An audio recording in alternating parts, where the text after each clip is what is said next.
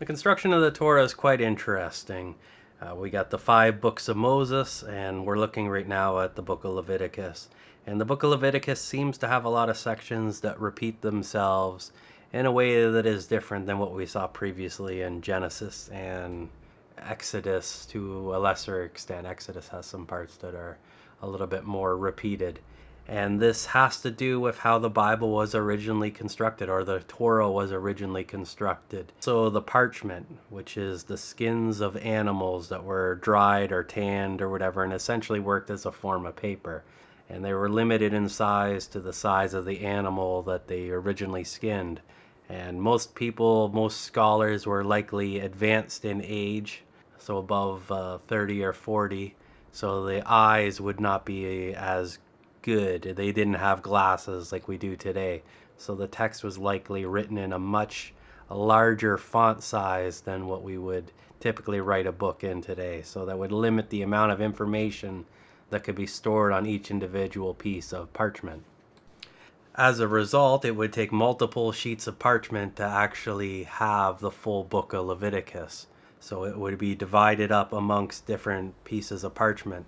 So when we see some of these chapters that seem to be repeating different things, that was just a matter of convenience, that they would have that sheet of parchment. It would have different sections repeated on that, so the person reading, the scholar or the priest, wouldn't have to go to multiple different rolls of parchment to try to find what he's looking for in relevance to a particular section. They would simply be duplicated onto that section for the convenience of the scholar or the priest. And that makes a lot of sense. And then what happened when they made the Bible in the more modern sense is they take all these, well, this would have been actually well before the modern Bible. This would have been way back when they would combine all these different manuscripts of all these different sections of the book of Leviticus, and that's how the book came to be. There was just a combining of these different manuscripts of these different sections of the book into one full book, and as a result there's a lot of sections that are repeated, but they're only repeated because of how it was originally constructed. They didn't want to omit things, they didn't want to leave things out, so they just combined it as such. And even in the other books of the Torah we see some of that as well. For instance, in Exodus, that section where we have like that, this is the book of the law or whatever it was that Moses wrote down, and it's like just a chapter, right? And it was just the way that it was combined is how we had it presented in Exodus, but it was not how it was originally made when Moses wrote that particular book or section. So it's kind of cool how it works, and it makes sense. Of course, we're not going to drone out on that all day. Leviticus 7:1. This is the law of the guilt or trespass offering. It is most holy or sacred. 7:2. In the place where they kill the burnt offering, shall they kill the guilt or trespass offering. The blood of it shall the priest dash against the altar round about. 7:3. And he shall offer all its fat, the fat tail, and the fat that covers the entrails. 7:4. And the 2 kidneys, and the fat that is on them, at the loins, and the lobe or appendage of the liver, which he shall take away with the kidneys. 7:5. And the priest shall burn them on the altar for an offering made by fire to the Lord. It is a guilt or trespass offering. 7:6. Every male among the priests may eat of it. It shall be eaten in a sacred place. It is most holy. So we're looking again at this guilt or trespass offering and the mechanics behind that. We got it being similar to the burnt offering, except for it's only elements of the animal that are burned to destruction levels. And then there is a portion that is not burned on the altar that the priest is able to consume, and that's kind of like his portion and what sustains the priest. Leviticus 7:7. As is the sin offering, so is the guilt or trespass offering. There is one law for them. The priest who makes atonement with it shall have it. So we see some similarities here with this sin offering to the guilt or trespass offering, but there's the one law, the priest that makes the atonement shall have it.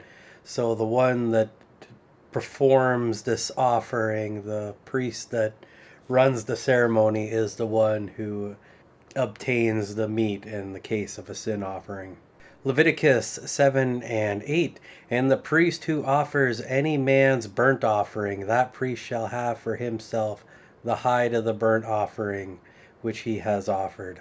So in this instance, we have the burnt offering, and if we recall from the burnt offering, essentially the animal is skinned and like it's kind of cut into pieces, but then the whole thing is burnt on it, and the only thing that isn't burnt is the skin, and the priest that performs the ceremony obtains the skin from the burnt offering. I do wonder what all the uses for the skin would be. And seeing as we were discussing parchment before, I could see that being something that could be made with these animal skins beyond the standards of clothing. Or materials used for like blankets and sheets and bedding and tents, I guess. Leviticus 7 and 9, and every cereal offering that is baked in the oven, and all that is prepared in a pan or on a griddle, shall belong to the priest who offered it. So the cereal offering was an offering to the Lord of grains, and in some of the varieties it was fine flour, and others it was pre-made baked goods that would be given to the Lord, and they would be burnt on the fire.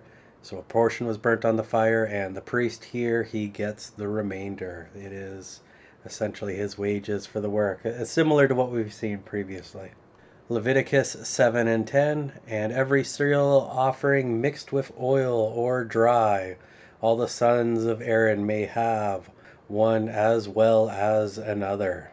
So this offering here is not as restrictive in that other priests are able to have the consumption of this grain, and it's not wholly offered to the one that performed the offering.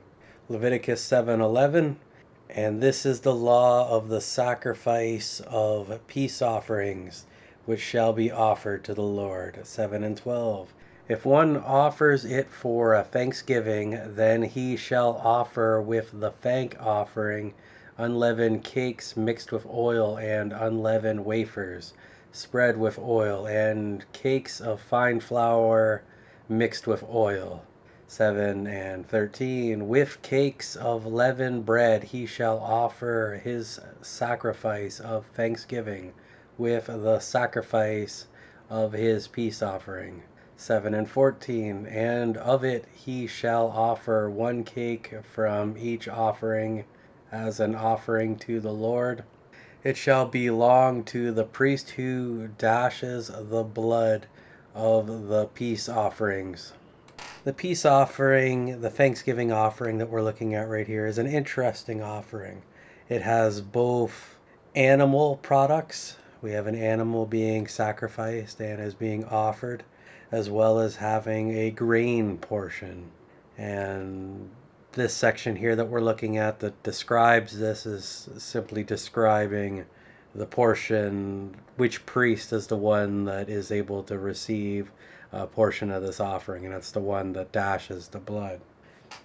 This offering is very distinct and different than a lot of the other ones we see, for it has both an animal portion, an animal sacrifice, as well as having a bread or a grain portion to it. So it's got kind of the best of both worlds. And it's also a offering that is given in a thanks and as a bit of a fellowship. So it's got a different meaning as well, and that's what makes it kind of interesting. Leviticus 7 and 15, the flesh of the sacrifice of thanksgiving presented as a peace offering shall be eaten on the day that it is offered. None of it shall be left until morning. So we see that the priest, the one that dashes the blood in this offering, gets this cake portion as his portion. But we also see that the meat needs to be consumed. and it needs to be consumed that night. So this is a little bit of a party, a Thanksgiving party, a fellowship with the Lord. This is just a great all-around event. 7 and 16. But if the sacrifice of the worshipper's offering is a vow or free will offering, it shall be eaten the same day that he offers his sacrifice, and on the morrow that which remains of it shall be eaten. So this variant that we have here is slightly different. This is for the vow or the free will offering. And if there's any leftovers in the morning, that they can eat them the next day. So the big difference between the two was that in the first instance, I guess if they couldn't eat it all, they'd have to throw it on the fire and burn it to get rid of it, for it wasn't allowed to be eaten the second day. But in this instance, it is allowed to be eaten the second day. Leviticus 7:17. But the remainder of the flesh of the sacrifice on the third day shall be wholly burned with fire. So on the third day, if there's still leftovers, then it gets consumed with fire. So not a very long shelf life. I mean, they didn't have refrigeration in those days and a lot of other methods that we have for preservation nowadays. So it makes sense that it would only be able to be around for so long. But then again, they probably had much stronger stomachs than we do now. Leviticus 7:18. If any of the flesh of the sacrifice of his peace offering be eaten at all on the third day, then the one who brought it shall not be credited with it. It shall not be accepted. It shall be an abomination and a abhorrent thing. The one who eats of it shall bear his iniquity and answer for it. Well, the word abomination, when you read it in the Bible, that's usually about as bad of a thing as can be said. So the breaking of the rules here and consuming it on the third day is very severely punished. The person that made the offering, they don't get credit for the offering anymore, and it's just a all-around bad situation. Leviticus 7:19. The flesh that comes in contact with anything that is not clean shall not be eaten. It shall be burned with fire. As for the meat, everyone who is clean ceremonially may eat of it. There is no 3-second rule in the Bible, so if this piece of meat gets contaminated, it is to be destroyed and not consumed. And we run into other things here with the ceremonial aspect of clean and unclean. And so if someone who's not clean touches it, well, then the whole thing is corrupted, for that is the way that corruption works, is that if anything that is unclean touches something that's clean, then it's no longer clean, and it is not a good situation. So this is more than just washing of hands. This is also a level above that, with being a ceremonial level of cleanliness that is above the physical realm. I mean, you could have a lot of different situations of the meat maybe falling on the ground, or something touching it, or some animal touching it. Maybe a bird swoops down, gets near it, the wrong bugs are on it or something. There's a lot of things that could make something unclean, especially when you're in the tabernacle, a holy place, right? That it's all consecrated and needs to just be perfect. Anything that kind of disrupts that is not a good situation.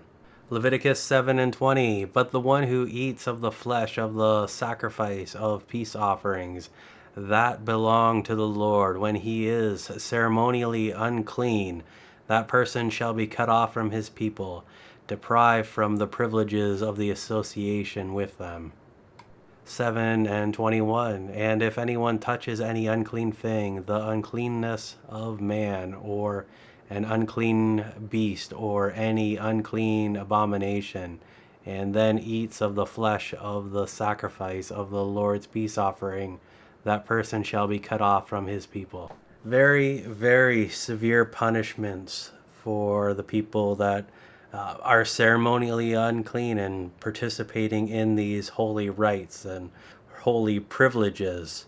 And to be cut off from the people, that is an incredibly strong punishment. They're out in the wilderness, there's not a whole lot going on.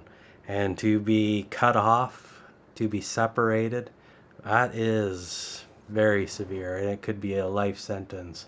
Leviticus 7:22. And the Lord said to Moses, 7 and 23, say to the Israelites, you shall eat no kind of fat of ox or sheep or goat. We saw this in a previous chapter where God got possession of all the fat of the animals, that was to be his portion, and the Israelites were forbade from eating it. And that previous section was a more generalized version, whereas what we see here is much more specific, relating to the domestic animals that they would have been raising at that time. Leviticus 7 and 24, the fat of the beast that dies of itself and the fat of one that is torn with beast may be put to any other use, but under no circumstances are you to eat of it. This is something that we see even in the modern day, that animals that die outside of like the slaughterhouses on farms, they don't really accept them. That is not good meat for the consumption.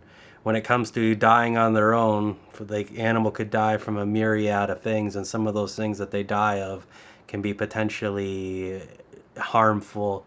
And also the time frame from when the animal died itself, it doesn't take long for crazy bacteria to go to town, and the consumption of the flesh could be incredibly dangerous. So I think this is something that God put in here in the Bible to protect the Israelites from getting sick from eating this kind of animal or meat product. There may be an additional layer to a ceremonial factor, but in the physical realm, it has its own significance and is a practice that we generally follow here in the modern world, and it is generally best practice. Leviticus 7:25, for whoever eats the fat of the beast from which men offered an offering made by fire to the Lord, that person shall be cut off from his people. So it would be one thing if the Israelites were to be eating the fat that they were forbidden from eating. That is one thing. But when this is made as a sacrifice to the Lord and this fat is dedicated to him, to take that food, that is like 1,000 times worse. It might not be actually 1,000. There might be some other number associated with that, but this is a pretty darn big deal. This is to take an offering of the Lord and consume it for your own pleasure. Just a very intense situation, and it's understandable why that would be frowned upon, and that would be a very bad practice. The punishment being cut off from the people, the Israelites, is very severe and could be life-ending, as discussed previously. Leviticus 7:26, moreover, you shall eat no blood of any kind, whether of bird or of beast, in any of your dwellings. 7:27, whoever eats any kind of blood, that person shall be cut off from his people. We see blood and the consumption of blood numerous times throughout the Bible.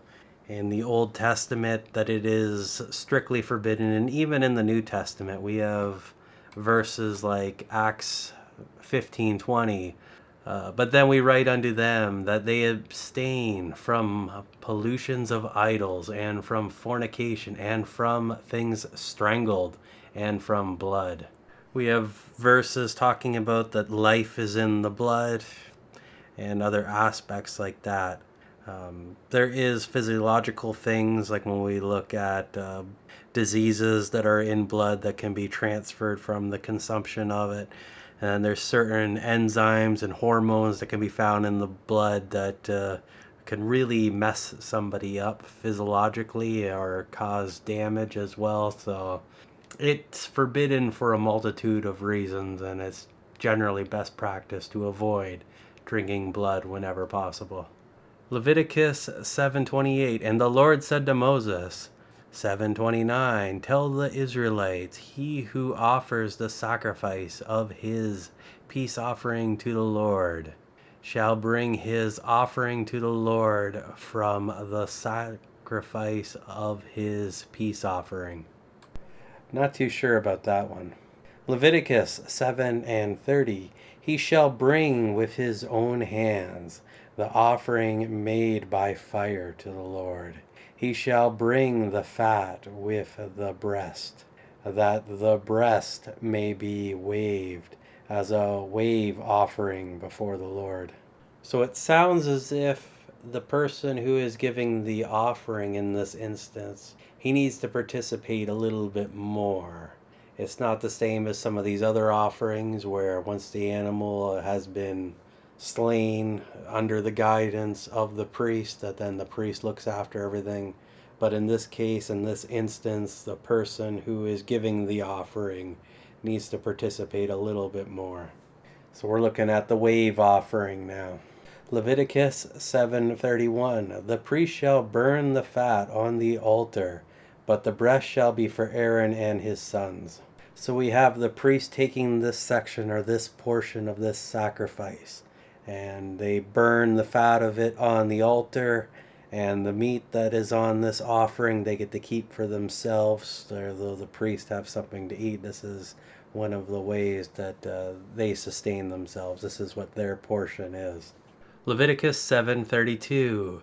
And the right thigh you shall give to the priest for an offering from the sacrifice of your peace offerings. So here we have described another portion. So for the peace offering, they get the right thigh. Although I'm thinking here, it's a sheep, lamb, or bull. I guess there was different variants of it, but they got 4 legs, right? So would that be both on the right side, or that would be the front or the rear? I'm not entirely sure. In the King James Version, they have the word shoulder, so that would imply the front right, I believe. That's interesting.